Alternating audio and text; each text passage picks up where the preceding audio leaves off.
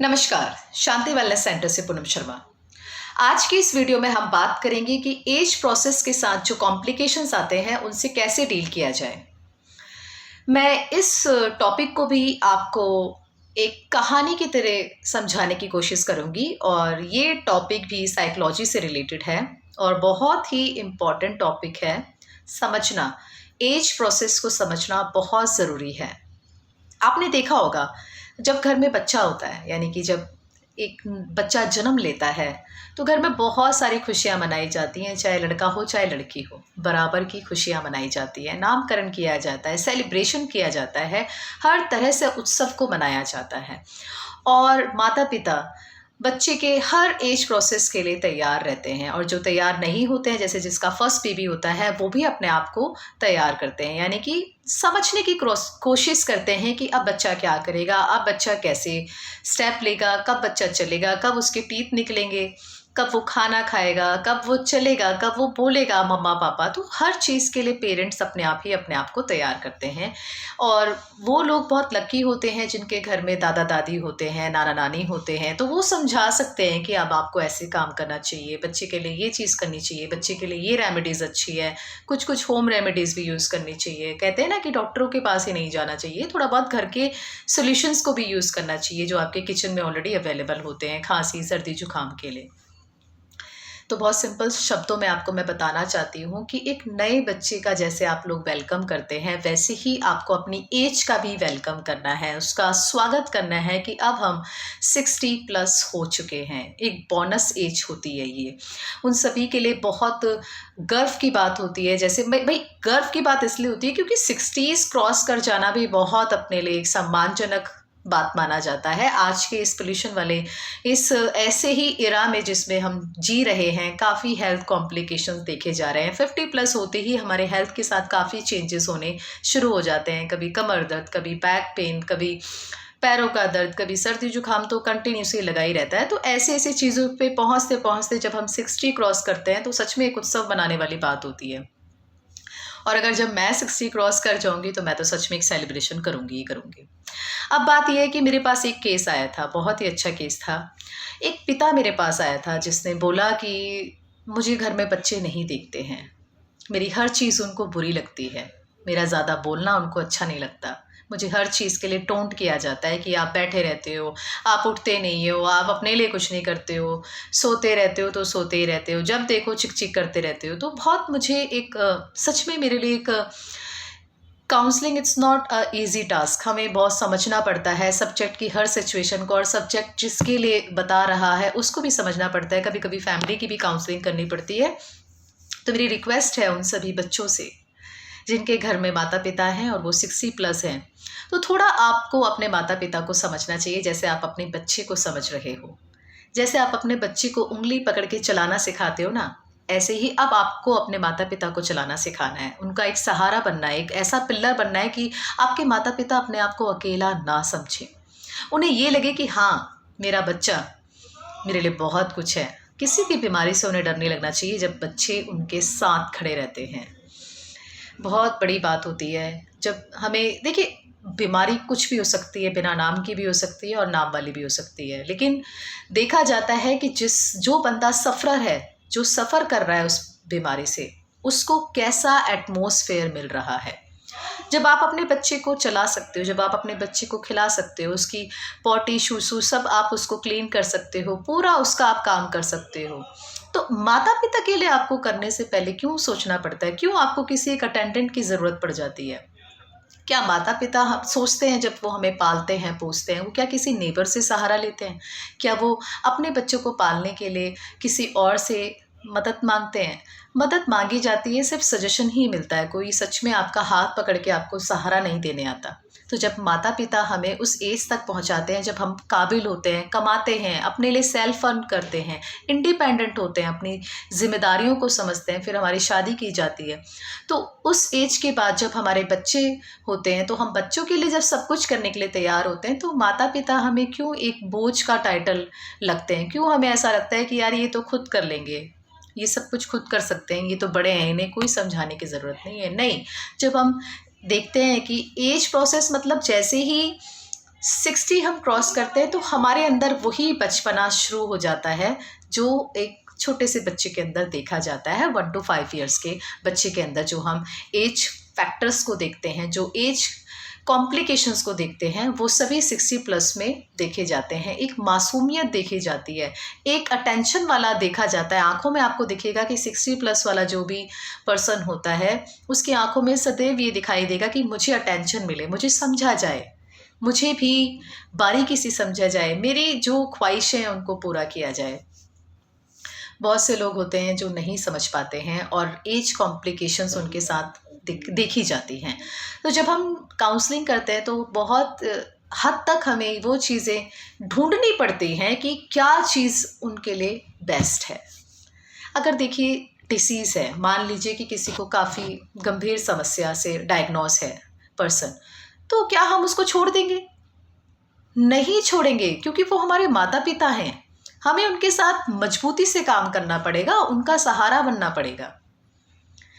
तो मेरी रिक्वेस्ट है उन सभी बच्चों से कि समझिए, अपने माता पिता को थोड़ी सी अटेंशन दीजिए। थोड़ी सी अटेंशन देने में कुछ नहीं होता, क्योंकि जब वो समय आता है ना, जीवन सबने छोड़ना है, सबने इस शरीर को छोड़ना ही है, सबने जाना ही है। कोई आगे जाता है, कोई पीछे जाता है। अपनी ज़िंदगी का किसी को भी नहीं पता होता। हम सभी भाग तो रहे हैं, काम कर रहे हैं, क्योंकि हमें अपने डेली के खर्चे निकालने होते हैं। हमारी जिम्मेदारियां हैं, उनको पूरा करना होता है, पैसा कमाना होता है, अपने ड्रीम्स को पूरा करना होता है, और जो हमारे साथ फैमिली मेम्बर्स जुड़े हुए हैं उनको भी देखना होता है। तो बट बहुत ज़रूरी है माता पिता को भी समझना, क्योंकि जब ये लोग चले जाते हैं ना, तो वो घर सब ज़रूरतों से पूरा होने के बावजूद भी आपको खाली लगेगा। उस दिन आप लोग अपने आप को बहुत अकेला महसूस करेंगे। मैं आज के समय में सिर्फ और सिर्फ अकेलापन ही नोटिस कर रही हूँ। पैसा है, बहुत बड़ा घर है, गाड़ियाँ भी हैं, सब कुछ है, वेल सेटल्ड हैं, पर अकेले हैं, खाली हैं। अंदर से इतना खालीपन है कि अगर कोई सच में हालचाल भी पूछ लेता है ना, तो लगता है वाह, इसने मुझे पूछ लिया, ये अच्छा इंसान है। ऐसा कहते हैं जो 60 प्लस होते हैं। बहुत कॉम्प्लिकेशंस होती हैं। एज फैक्टर के साथ साथ हमें उनको कैसे डील करना है, अब मैं वो बताने की कोशिश कर रही हूँ। मेरे इस वीडियो को आपको गलत अंदाज से नहीं लेना है, कि मैं आपको ऐसा नहीं लगना चाहिए कि मैं सिर्फ बोले ही जा रही हूँ। समझने की बात यह है कि अगर मैं किसी चीज़ को कहानी की तरह आप लोगों को समझाने की कोशिश कर रही हूँ, तो मेरा उसमें सिर्फ यही मोटिव है कि हमें अपने माता पिता को समझना है, उनके एज के जो भी फैक्टर्स हैं, जो भी कॉम्प्लिकेशन उनके साथ आते हैं, उनको समझना है। तो एज फैक्टर्स में हमें क्या क्या देखे जाते हैं, जैसे आपने देखा होगा कि बॉडी बहुत बड़ा चेंज लेती है।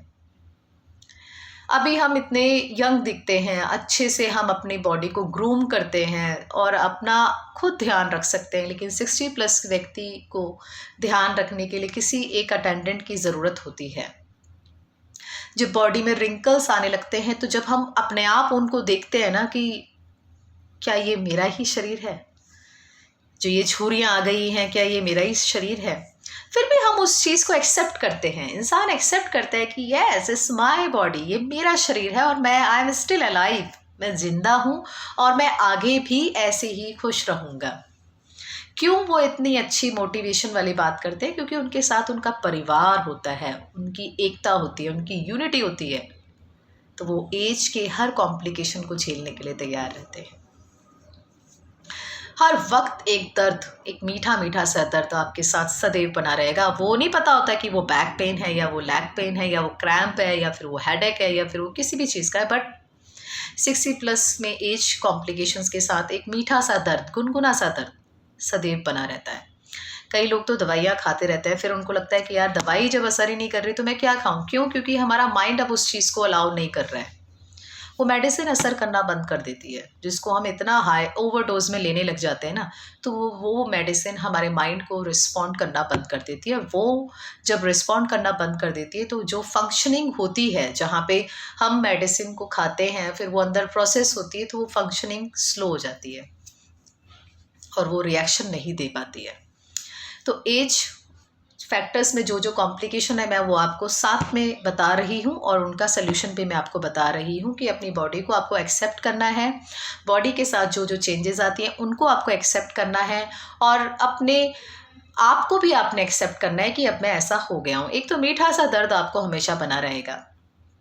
बहुत अच्छी बात है कि आपको स्पेक्स नहीं लगे हुए हैं, बहुत अच्छी बात है, और अगर लगे हुए हैं तो आपको उनको पहनना है, चाहे वो दूर का हो चाहे वो नज़दीक का हो। क्योंकि ना कभी कभी बहुत सी ऐसी चीज़ें होती हैं जो हमारी आँखों से भी जुड़ी होती हैं। जब हमारे आँखों से कुछ चीज़ें जुड़ी हुई होती है तो जो विज़न का एक अपोजिट एक इफ़ेक्ट देखा जाता है तो वो मस्तिष्क में देखा जाता है, क्योंकि सर पे एक भारीपन हमेशा बना रहता है। इसीलिए लोग बीपी की दवाइयाँ खाते हैं, बीपी को मॉनिटर करते हैं, चेक करते हैं और अपने आप को काम डाउन रखते हैं। इस एज में देखा जाता है कि इंसान चिड़चिड़ा बहुत रहता है, उसको कुछ भी चीज़ अच्छी नहीं लगती है। अगर उसको किसी ने टोक दिया ना तो बस वो उस बात को मन में बैठा लेते हैं और अपनी हेल्थ को और ख़राब कर लेते हैं कि इसने मुझे, यानी कि मेरे बच्चे ने मुझसे तेज़ आवाज़ में बात कर ली। आपने देखा होगा जब छोटा बच्चा ना, हम उसको काफ़ी पैम्पर करके रखते हैं। हम उसको अगर जैसे ही डांटेंगे तो वो हम पे उल्टा वो करता है और बोलता है कि आप गंदे हो, आप गंदे मम्मी पापा हो, आप अच्छे मम्मी पापा नहीं हो, आप जब देखो डांटते रहते हो। तो वही एक एक्सपेक्टेशन 60+ वाला पर्सन भी रखता है। जब हम, यानी कि जो बड़ा बच्चा होता है या फिर छोटा बच्चा होता है, कोई भी फैमिली का मेंबर उनको थोड़ा सा डांट के या चिल्ला के उनसे मिसबिहेव करता है तो वो उस समय रिएक्शन नहीं करते, बट उसी बात को वो अंदर ही अंदर सोच के अपने मन में बैठा लेते हैं और अपने आप से और अपने बच्चों से डिटैच होना शुरू हो जाते हैं। बहुत बड़ी बात, साइकोलॉजी की बहुत बड़ी बात है जो मैं आपको यहाँ पे आपको मैं समझा रही हूँ और पूरा समझाने की कोशिश कर रही हूँ। अगर आपका ही फैमिली मेंबर कोई भी ऐसा पर्सन जो 60+ है और वो आपसे डिटैच होना शुरू कर जाएगा ना, तो उसका फिर आपके साथ एक इमोशनल बिहेवियर, एक इमोशनल अटैचमेंट फिर बनना बहुत मुश्किल होता है। तो समझिए इस चीज़ को और थोड़ा सा आपने ज़ोर देना है उन बातों को जो आपके माता पिता को ज़्यादा अच्छी लगती है, वो काम कीजिए। कोई बात नहीं, आपको थोड़ा सा आप शब्द बोल देते हैं, खरी खोटी सुना देते हैं, सुन लीजिए, कोई फ़र्क नहीं पड़ता। जीवन अमूल्य है, लेकिन अपने माता पिता के साथ हमें ये जीवन और भी धनवान लगता है, और भी अच्छा लगता है, खुशनुमा लगता है। कहते हैं ना कि ज़िंदगी में कितने ही कष्ट आ जाएं, लेकिन हमारे साथ हमारे माता पिता हैं या फिर हमारा परिवार है तो वो सभी कष्ट हमें शून्य के बराबर लगते हैं, तुच्छ लगते हैं, कुछ भी नहीं लगता है। हम तो सोचते हैं कि ये सब चीज़ें आसानी से चुटकी में निकल जाएंगी। तो एज कॉम्प्लिकेशन देखे जाते हैं, बॉडी का एक बहुत बड़ा चेंज होता है। मेंटली हम काफ़ी कुछ और चीज़ें, क्योंकि एक चीज़ और नोटिस की जाती है कि जो हम 60+ वाले पर्सन को देखते हैं ना, वो अपनी पुरानी बातों को अपने साथ लेकर आता है कि मेरे समय में ऐसा होता था, मैं तो ऐसे करता था, मैं 6 बजे उठता था तो मैं 6 बजे ही उठूँगा, मैं 9 बजे क्यों उठूँ, जो मेरा रूटीन है मैं उसी पे ही उठूँगा ना, मैं वॉक पे जाता हूँ तो मैं वॉक पे ही जाऊँगा। तो देखा है आपने कि जो 60+ पर्सन होते हैं ना, वो अपने पुराने अंदाज को लेकर आते हैं, तो आपको उनको एक्सेप्ट करना है, बट आपको उनको कैसे समझाना है, कैसे डील करना है, वो आपको समझना है। तो उनकी बातों से आपने परेशान नहीं होना है, और कैसे इस चीज़ों को डील करना चाहिए, कैसे एज कॉम्प्लिकेशन, कैसे एज फैक्टर को आपने एक्सेप्ट करना है, मैं वो भी साथ साथ आपको मैंने बता दिया है। क्योंकि हर चीज़ को ना हमें एक रेमेडी की तरह लेना है कि ये हमारे लिए कुछ ना कुछ देके जाएगी। इसीलिए तो कहते हैं ना कि दुख में भी अगर जो इंसान खुशियाँ ढूंढ ले, उससे बड़ी बात कोई हो ही नहीं सकती है। तो मुझे पूरी उम्मीद है कि जो एज कॉम्प्लिकेशंस होते हैं, जो हमारी खुद की बॉडी चेंज लेती है, एक नया रूप लेती है, किस तरीके से हमें उसको डील करना है वो आपको समझ में आ गया होगा।